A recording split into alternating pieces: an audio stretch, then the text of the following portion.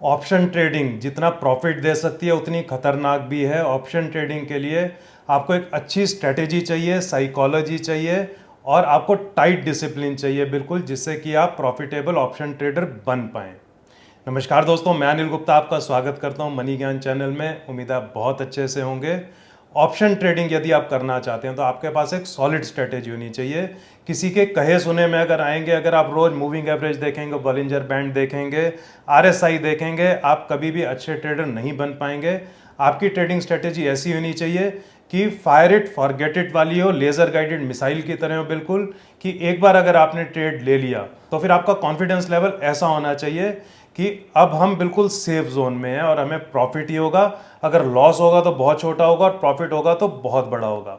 हम astrology based trading करते हैं और इस ट्रेडिंग के लिए हम एक स्ट्रेटेजी भी लॉन्च कर रहे हैं, उसका लिंक आपको इस वीडियो के डिस्क्रिप्शन में मिल जाएगा।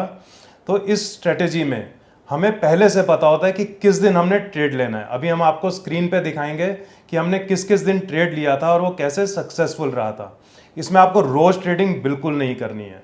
ये कुछ कुछ दिनों के बाद ये अंतराल आता है जब आपको ट्रेडिंग करनी है, पर जब आप ट्रेड लेंगे आपके मन में कॉन्फिडेंस रहेगा, आपको डर बिल्कुल नहीं लगेगा, कोई स्ट्रेस नहीं होगा आपको, और आप बहुत कॉन्फिडेंटली ट्रेड को ले पाएंगे, ट्रेड को आप होल्ड कर पाएंगे। वरना ऐसा होता है कि जल्दी से आदमी प्रॉफिट बुक कर लेता है, लॉस नहीं बुक कर पाता।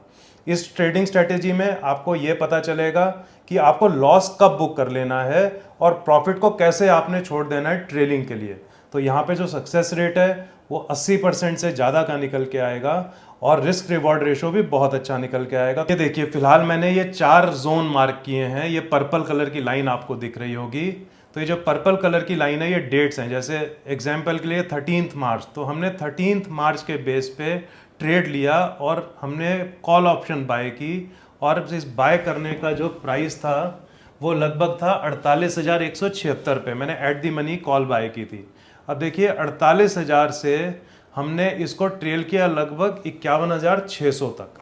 अब आप सोचिए कि ऑप्शन प्राइस कितने गुना हो गई होगी, एक अंदाज़ा लगा के देखिएगा।